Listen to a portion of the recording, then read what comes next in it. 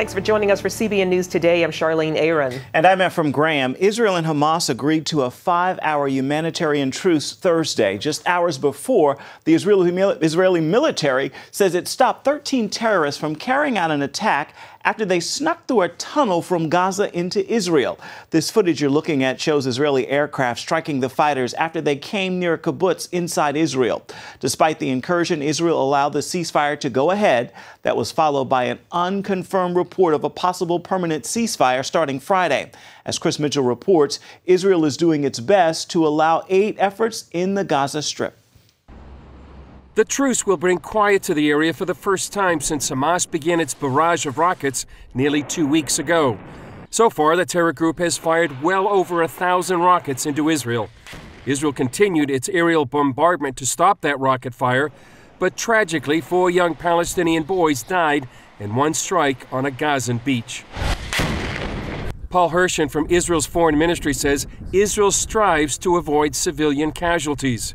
That the Israeli military is taking every possible step that it can to avoid civilian casualties. You can see it, it's online, with all the film footage is there of pilots flying in, reporting that they see people, and the control saying to them, cancel, go away, move on, come back. Messages going out, leaflets being dropped, phone calls, SMS messages, people being asked to evacuate. We're telling them where we're going to strike in advance of a strike. This is unheard of in military history. On the diplomatic front, Palestinian Authority Mahmoud Abbas visited Cairo to help broker a ceasefire, while President Barack Obama said the U.S. would continue its diplomatic efforts. The Israeli people and the Palestinian people don't want to live like this. They deserve to live in peace and security, free from fear.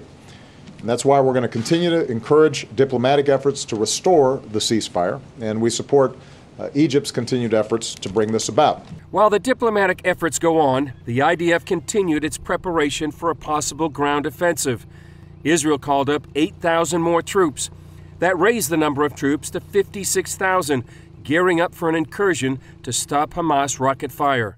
Israeli Prime Minister Benjamin Netanyahu said Israel would use as much force as necessary to restore quiet. He also said Israel accepted a ceasefire endorsed by the UN and the Arab League, while Hamas rejected it. Hamas reportedly wants the release of Hamas prisoners and the opening of the Gaza border crossings. Netanyahu also raised the idea of a demilitarized Gaza. In the meantime, he said, Israel would do what it needed to do to protect its citizens. Chris Mitchell, CBN News, Jerusalem.